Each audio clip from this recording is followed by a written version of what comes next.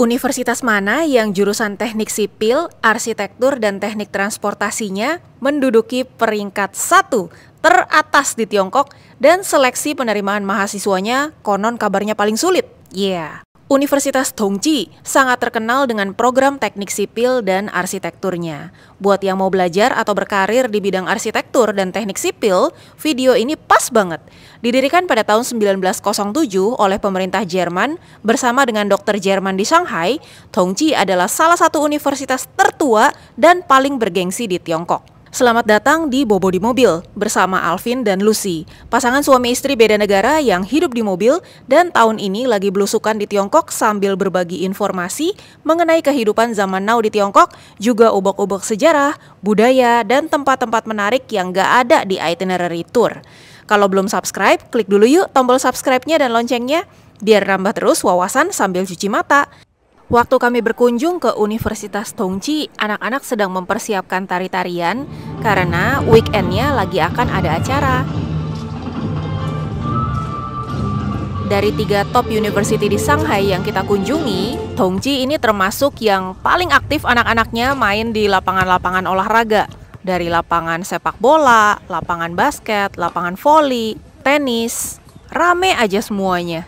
Dan kelihatan anak-anaknya happy bener.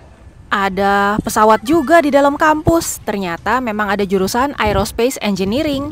Ada klinik juga, jadi kalau nggak enak badan, mahasiswa bisa ke situ. Nah, ini Universitas Tongji itu banyak bekerja sama dengan universitas di negara-negara lain, kerja sama Prancis, sama Jerman, Italia. Nah, di depan kita ini adalah jurusan teknik sipil. Teknik sipil banget ya, kotak-kotak. Dan yang di depan kita ini adalah salah satu gedung kantin. Kita putar-putar kampus dulu, terus nanti kita akan ngobrol-ngobrol dengan salah satu mahasiswi Indonesia yang lagi belajar di Tongji Daxue.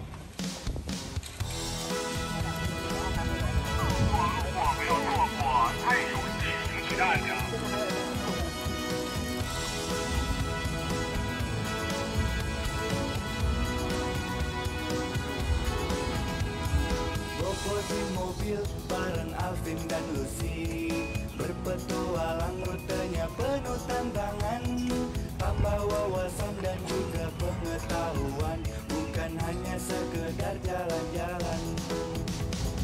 Bobo di mobil hadir untuk kamu, langsung dari TKP tayangan lebih seru. Salju dan gurun pasir diterjang, lewati banyak rintangan, nontonnya bikin candu. Bobo di mobil hadir untuk kamu, langsung dari TKP tayangan lebih seru. Salju dan gurun pasir diterjang, lewati banyak rintangan, nontonnya bikin. Enak sekali ya dormnya, kayak camping di hutan.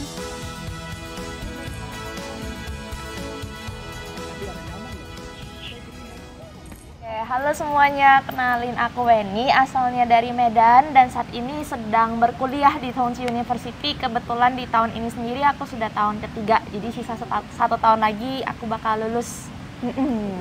Ambil jurusan apa?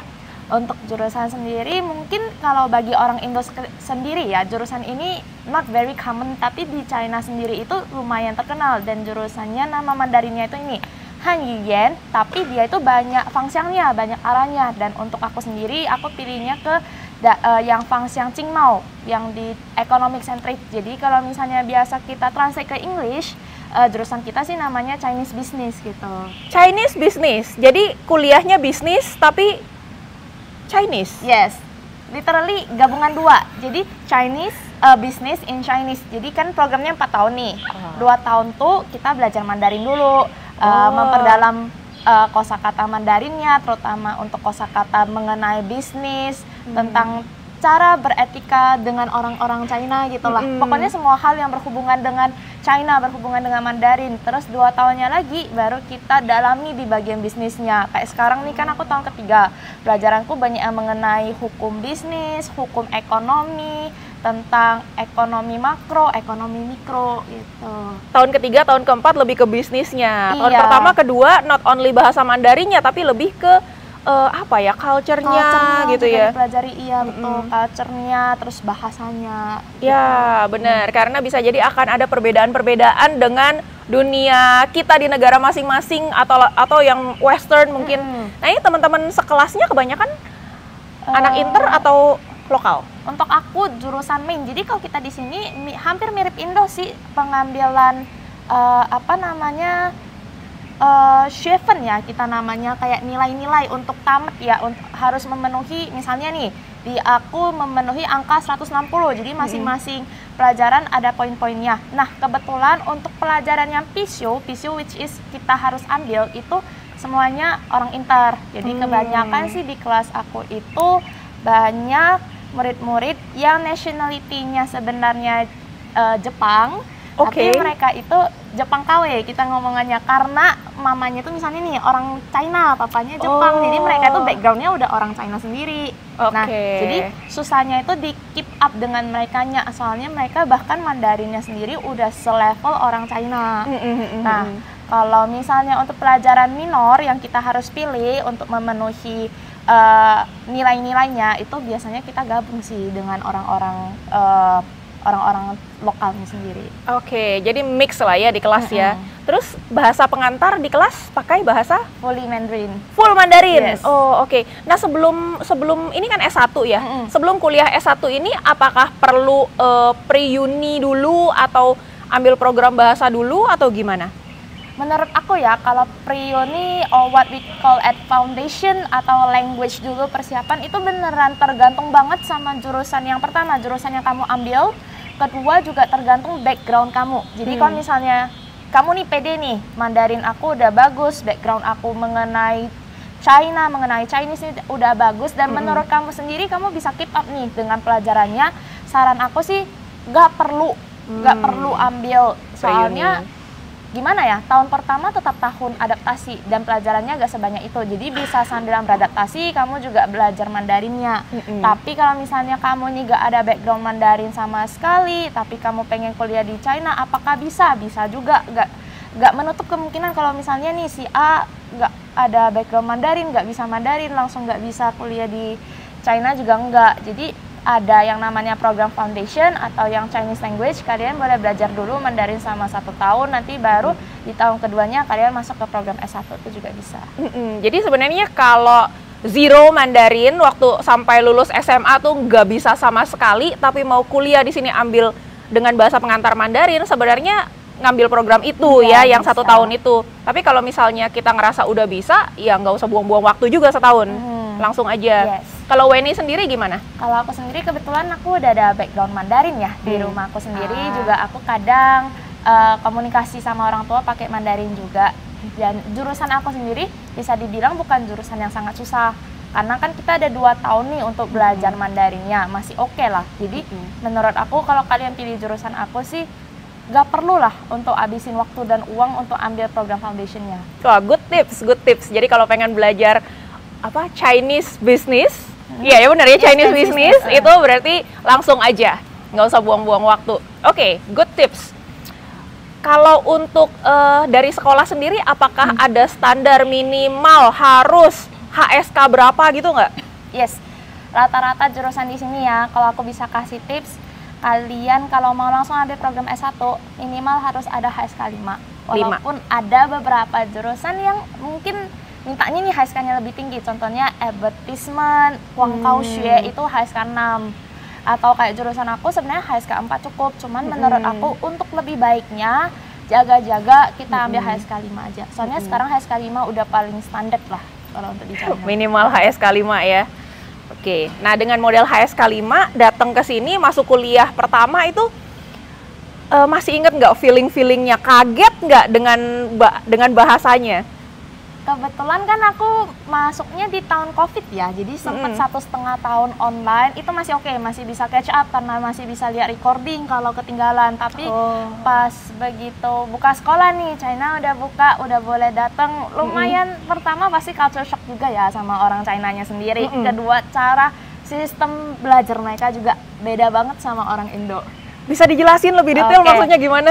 Pertama, walaupun aku ada background Mandarin, tapi Mandarin orang Indo sama Mandarin orang China tetap ada bedanya. Terus guru-guru di sini kan dari berbagai daerah di China ya, ada yang dari Beijing, ada yang dari daerah bawah di Guangzhou, dan logat mereka tuh beda. Jadi kebetulan ada beberapa guruku yang logatnya itu logat Beijing. Nah, tahu sendiri logat Beijing itu belakangnya R semua. Terus cepet mereka ngomongnya, jadi kadang catch up-nya susah. Nah, kalau untuk murid-muridnya sendiri, classmate itu tergantung. Kebetulan di tahun aku itu classmate-nya orang Jepang seperti yang tadi aku mention, dan Mandarin mereka-nya itu udah bagus. Jadi kadang komunikasinya juga ada sedikit kesusahan. Kadang mereka nggak ngerti apa yang kita mention gitu. Dan mereka nggak ngomong Inggris lagi? Nggak bisa Inggris sama sekali, jadi cuma bisa Mandarin. Mandarin aja, mau nggak mau ya.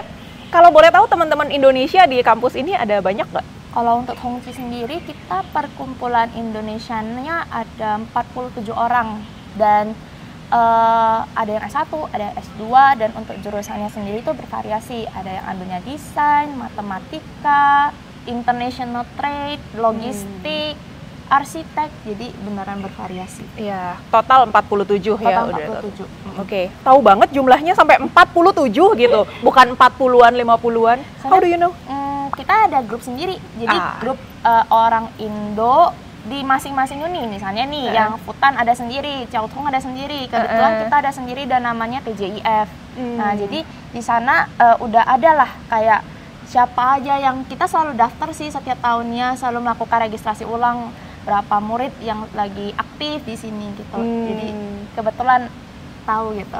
Oke. Terus tadi sempat ngobrol-ngobrol kalau Weni ini adalah wakil ketua permit ya. Nah, itu apa aja sih yang dikerjain? Nah, jadi permit sendiri bagi yang belum tahu itu kita di bawah yang ada namanya PPIT, Perhimpunan Pelajar Indonesia di Tiongkok. Itu pusatnya kita. Terus bawahnya kan Shanghai salah satu cabangnya. Kan China itu gede, cabangnya banyak. Jadi bawahnya itu banyak cabang. Nah, namanya kita itu Permit Shanghai, Perhimpunan Mahasiswa Indonesia Tiongkok di cabang Shanghai. Jadi kita itu menaungi mahasiswa Indonesia yang sedang kuliah di Shanghai dari berbagai universitas.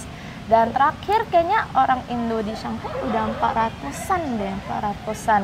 Dan banyak, jadi kayak kalau misalnya kita itu lebih ke kalian nih misalnya ada pertanyaan, boleh aja langsung cek ke IG kita @permitshanghai, nanti kita bakal bantu gitu.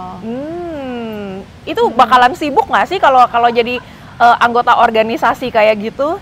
Lumayan, jadi harus bisa membalance waktu belajar, waktu organisasi. Soalnya selain kita membantu orang-orang luar, kita sendiri internal kan juga ada kegiatan nih untuk gimana caranya kita harus membuat permit lebih maju gitu. Terus kita sendiri juga kadang ada program kerja, misalnya buat acara untuk permit untuk orang Indonesia yang ada di Shanghai, ada hubungan yang baik sama KJRI Shanghai, Konsulat Jenderal Republik Indonesia Shanghai. Jadi harus bisa membalance lah menurut aku antara waktu organisasi sama waktu belajar. Wow, ini luar biasa ya. Perlu disiplin banget ya, karena pelajaran aja kalau kita belajar pakai bahasa Mandarin dan teman-temannya orang lokal semua, itu aja belajarnya udah lumayan harus lebih ekstra 1 kali lipat. Iya, jangan bayangkan kayak kita di back home. Ini di sini tuh orang-orang lokal belajarnya beda ya. Beda. Mereka kayak gini, jadi sistem belajar di China itu gak ada kata libur.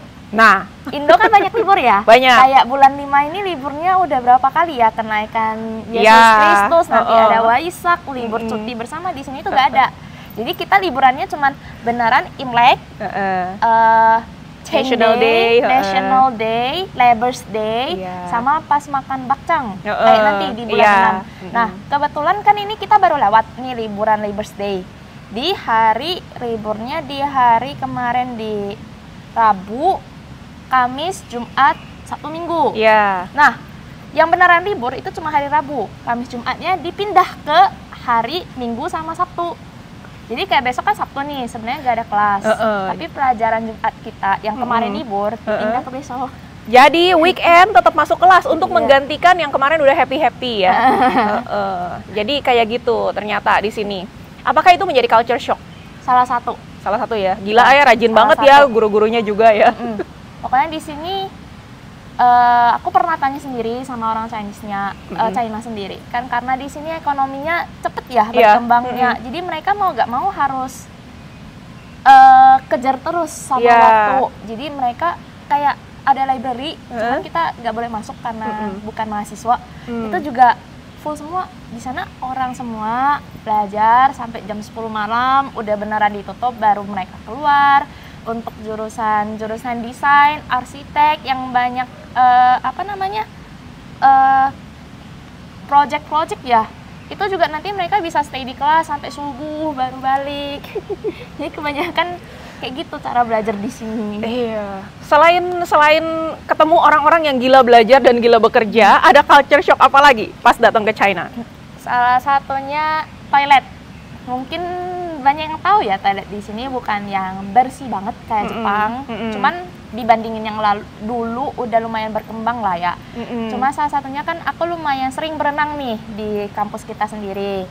Kamar mandinya itu gak ada sekatan. Jadi kalau mandi kamu lihat aku lihat kamu gitu. Jadi saling lihatan, gak ada. Pokoknya itu benerannya kayak di film. Jadi ini shower semua sebaris. Jadi kamu berdiri aja di salah satu shower mandi gitu. Udah bisa kayak gitu? Maksudnya mau gak mau ya, bukan udah bisa ya. Tetap gak terbiasa tapi mau gak mau. Kenapa nggak mandi di rumah aja ntar? Jauh dari rumah ke sekolah, udah keburu masuk angin dulu nanti sebelum mandi. Oke, no choice kalau gitu. Iya. Oke. Tapi by the way ya, Shanghai itu kan ada beberapa uni nih, ada Futan, ada Chiaotong, ada ini juga, ada Tongji. Apa yang bikin Weni memilih Tongji? Pertama, kalau untuk jurusan aku sendiri sebenarnya yang bagus nih ada dua nih. Kalau untuk top uni ya di China, di Shanghai tepatnya. Satu itu namanya Futan, satunya lagi itu Tongji. Kalau untuk Chiaotong walaupun dia yang bagus banget, tapi untuk jurusan aku kurang. Dia lebih ke engineering sih ya. Engineering. Nah, cuman dulu pas aku daftar kan COVID nih, terus Futan itu ada ujian masuk. Dan kemarin kalau setahu aku research-nya itu Futan harus on-site ujian. Jadi harus ke Futan langsung ujiannya. Oke. Itu pertama alasannya. Kedua, aku kurang pede nih sama aku sendiri, takutnya nggak keterima gitu kan. Padahal pinter gini ngomongnya. Jadi mau nggak mau pilihan the best choice untuk jurusan aku tuh Tongji. Dan jujur aku gak regret sama sekali sih sama Tongji. Because menurut aku Tongji juga a great choice. Kayak kalau kita ngomong sama orang lokal kayak kamu kuliahnya di mana, bilang aja Tongji, mereka udah langsung pasti tahu ya. terkesima kayak wah kamu masuk Tongji gitu. Udah keren. Ya udah keren. Terus international student office-nya juga bagus, lingkungan sekolahnya bagus, guru-gurunya baik, teman-temannya juga gak ada yang aneh-aneh, which is in sense kayak bagus lah gitu. Dan salah satunya yang motivate aku itu sebenarnya koko aku. Jadi koko aku dulu juga sempat kuliah di Shanghai, lulusan Shanghai juga. Dia bilang kamu ambil aja Tongji itu bagus. Perkumpulan mahasiswa Indonesianya juga baik. Gitu. Jadi it's a good choice itu. Oke, jadi kalau teman-teman pengen tanya-tanya dulu, misalnya kayak riset sendiri terus bingung nih, jurusan yang aku mau baiknya di mana ya? Gitu. Bisa nanya-nanya juga ya, bisa nanya lewat IG ya. Boleh IG. IG-nya Permit Shanghai. Boleh, atau IG personal aku sendiri juga boleh @wenitandiani. Oke, nanti kita cantumin. Aku bisa bantu kita jawab. Oke, wah terima kasih sekali nih. Ini pasti langsung rame deh di add sama om, tante, sama adik-adik, calon-calon mahasiswa. Nah, ini menariknya lagi, Weni ini bertiga, ada kokonya, ada adiknya juga. Tiga-tiganya sekolahnya di Shanghai. Why Shanghai? First, because mamaku itu merasa China is one of the country yang gila banget ya berkembangnya, kayak pesat banget. Terus kita sendiri, kalau aku sama kokoku, kecuali dedekku, itu kita di bidang ekonomi. Ekonomi tercepat udah pasti Shanghai. Kalau diomongin nggak mungkin Beijing gitu ya, langsung Shanghai. Nah, jadi kayak satu ke Shanghai nih, kokoku udah Shanghai. Mamaku pasti lebih lega, nggak khawatir kalau aku ke Shanghai. Ya udah dikirim juga aku ke Shanghai. Bener. Nah, terus kalau dedekku sendiri kan dia senangnya desain, suka gambar dan gedung-gedung, bukan gedung sih, lebih ke di sini desainnya bagus ya. Kayak kalau misalnya kita lihat di jalan, kayak ada lebih inovatif, kreatif gitu. Dan Tongji ini by the way, kalau untuk jurusan desainnya itu masuk QS Word. Jadi bagus banget lah, kayak Mhm. arsitek, jurusan desainnya tuh bagus di Yes. Chongqing. Jadi it is the reason kenapa kita semua di Shanghai gitu. Iya, oke, make sense. Jadi dari segi pembangunan, dari segi ekonomi, memang this is the place sih. Meskipun secara biaya hidup lebih tinggi ya dibandingkan dengan kota-kota lainnya, Kota-kota right? lain, iya. Tadinya aku pikir kalau emang pengen di China, banyak kok kota-kota lain juga yang seru-seru. Iya. Kenapa harus di tempat termahal seperti Shanghai gitu? Tapi ternyata kalau alasannya itu make sense. Jadi sempat barengan sama Koko atau Koko udah balik dulu? Sebenarnya kalau nggak COVID pasti bareng. Tapi Ah, sadly-nya kuku aja tamatnya di online. Karena kan liburan Imlek disuruh balik Indo ya. iya. Terus begitu balik langsung lockdown, COVID 2 tahun nggak bisa balik, udah tamat duluan orangnya. Wisuda? Online. Aduh, kasihan. Online, Jadi ya, dia jadi- sempat awal-awal doang ya Ya kuliah cuma sini. 1,5 tahun di sini, 2,5 tahunnya full online. Terbalik sama akunya Iya, itu awal. 1,5 tahun online di awal, 2,5 tahunnya di sini. Oke.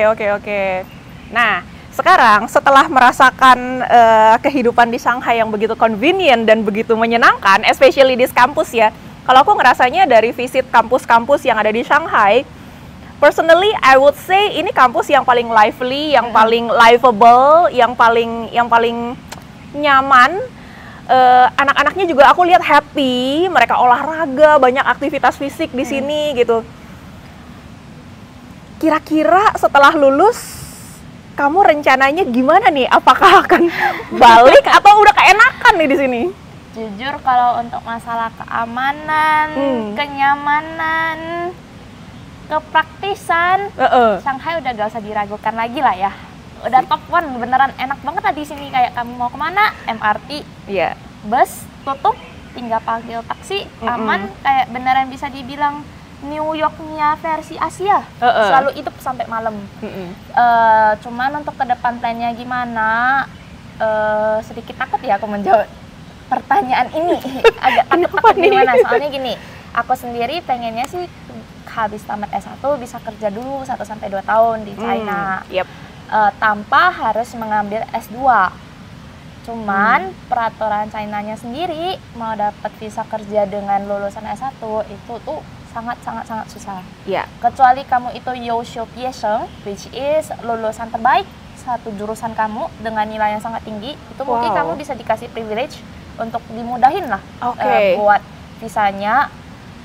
Atau kamu harus ada experience 2 tahun dulu, misalnya ini Shanghai ya, di pinggiran kota Shanghai-nya kamu ada experience 2 tahun dulu untuk kerja, baru kamu bisa masuk ke dalam Shanghai-nya untuk kerja. I see. Tapi itu pun kalau untuk dapat experience di pinggir pun berarti harus ada company yang berani hire dengan untuk visanya itu kan sebenarnya yang challenge kan? Visanya bukan masalah company-nya aja, Iya. masalah dari pemerintah China-nya approve gak kamu dapat visa atau enggak. Wow. Jadi susahnya sebenarnya bukan di kitanya gak mau, bukan di company gak mau hire kita, tapi kendala di visa. Government juga, government juga keluarin visa apa enggak? Oke. Karena pasti pemerintah juga mau prioritaskan anak-anak bangsanya ya. Jadi kayaknya satu-satunya cara harus jadi lulusan terbaik tuh. Lulusan terbaik, kalau enggak ambil S2. Tapi bener. ambil S2 juga gak menjamin. Oh, nggak jaminan ya? Jadi Kenapa tetap tuh? harus lihat. Pertama mereka pasti mementingkan kamu itu lulusan di uni yang baik. Ya. Misalnya kayak kamu di Fudan, Jiaotong, Tsinghua, Peita, Tongji gitu, yang ada top lah di sini. Itu udah centang dong, udah beres dong. Itu kan pertama tuh. Kedua, apakah kamu ada skill nih yang membedakan kamu dari orang-orang China lain. Misalnya gini, posisi kamu ini mereka tuh bakal pertimbangin dulu posisi kamu ini apa bisa di take over sama orang China sendiri. Kalau bisa, ngapain mereka hire kita orang luar? Dan apakah pendapatan kamu itu kan sebenarnya kita juga harus bayar pajak ya di sini. Iya, kalau misalnya dapat visa kerja. Jadi apakah pendapatan kamu tuh udah mencapai gitulah kayak untuk bayar pajaknya. Lebih ke sana sih. Jadi tetap challenging mau cari kerja di sini. Jadi harus nambah skill juga ya yang unik ya, mungkin bisa berbahasa Indonesia, lancar berbahasa Inggris, bisa berbahasa Jepang. Mesti ada skill-skill tambahan lainnya gitu ya. Oke. Tapi itu berarti challenge lah ya kalau memang mau cari kerja di sini, udah tahu caranya, berarti harus, yaitu tadi yang harus dicoba untuk di-achieve. Semoga berhasil, semoga bisa tercapai. Jadi apa yang diinginkan sekarang nanti kalau tercapai kan jauh lebih menyenangkan ya. Iya. Oke. Ada saran nggak buat adik-adik yang masih sekolah terus pengen juga sekolah di Tongji atau pengen sekolah di Shanghai? Ada saran nggak, tips and tricks dari insider? Lebih ke pertama, menurut aku kalau kalian ada kesempatan bisa belajar di China, sekolah di China, kalian harus ambil dengan baik kesempatan itu. Soalnya beneran sekarang di China itu gak sesusah yang kalian kira, kayak bakal full belajar enggak. Itu kalian juga pasti bakal ada waktu senggang lah untuk jalan-jalan. Dan menurut aku China itu sekarang pilihan yang sangat baik dengan orang-orangnya juga yang baik gitu. Terus kalau misalnya untuk tips and tricks sendiri, pertama tetap siapin HSK kalian dulu. HSK. Ya, walaupun kalau kalian pengen ambil jurusan dalam berbahasa Inggris, itu sebenarnya nggak susah di sini, apalagi untuk ya S1. Karena kebanyakan top unit, top jurusan itu mereka prioritasin Mandarin, kecuali kamu S2 mau belajar Inggris itu baru lebih gampang. Jadi HSK itu wajib. Kedua, kalau bisa belajarlah, nontonlah show-show yang berhubungan dengan culture China biar gak culture shock di sini. Kalau misalnya diterima. Dracin boleh dilihat itu ya. Boleh ditonton tuh. Terus lebih ke persiapin mental. Sebenarnya nggak ada something yang very new sih, kecuali untuk misalnya kalau kalian ke Aussie kan perlu IELTS ya. Kalau di China perlu HSK aja. Lebih ke sana aja sih. Oke, belajarlah bahasa Mandarin. HSK 5 minimal. Itu aja ya. Siapa nontonlah Dracin jadi tahu culture-nya. Ternyata kamar mandinya begitu. Oke, menarik sekali. Terima kasih banyak Weni untuk sharing-sharingnya, untuk waktunya. I know you're very busy, udah wakil ketua permit, masih ngurusin kuliah, terus masih ada side business lagi, tadi sempat cerita-cerita, abis nganterin Mary Riana, Miss Mary ya, untuk keliling-keliling China. Jadi luar biasa kesibukannya. So thank you banget. Next kita akan keliling-keliling kampus untuk lihat fasilitasnya ya. Ini kantin khusus untuk makanan halal. Jadi memang ada beberapa gedung kantin dan untuk halal dipisah supaya peralatan makannya nggak campur baur. Jadi buat yang muslim tenang aja, mau kuliah di China, mau kuliah di Shanghai, itu kita udah masuk ke beberapa kampus, rata-rata memang ada kok kantin halal. Pilihan menunya pun sangat beragam. Starbucks pun ada di dalam kampus. Bagaimana teman-teman kesannya setelah kita ajak putar-putar Tongji Daxue? Kalau kami sih merasa anak-anak di kampus ini paling happy ya vibes-nya. Nggak seserius di kampus-kampus sebelumnya. Rankingnya juga cukup bagus lagi. Bahkan juara untuk jurusan arsitektur dan teknik sipilnya. Kalau teman-teman dapat manfaat dari video ini, ingat kasih like, share juga ke circle-nya teman-teman yang lagi perlu info seperti ini ya. Kalau mau support secara langsung, bisa traktir kami kopi di link Buy Me a Coffee di kotak deskripsi, karena butuh ngopi-ngopi buat ngeditnya. Atau kalau mau traktir si Cuan ngecharge, juga bisa pakai link PayPal. Makasih buat semua yang udah mendukung. Semoga semakin banyak yang bisa memetik manfaat dari konten-konten berfaedah seperti ini. Di video berikutnya, kita akan liput sebuah pabrik di Suzhou. Pabriknya ini suka dipakai syuting drama-drama Chinese alias Dracin. Produknya bukan hanya populer di China, namun juga sudah sampai ke Indonesia dan puluhan negara lainnya. Mungkin teman-teman juga tanpa sadar sudah pakai.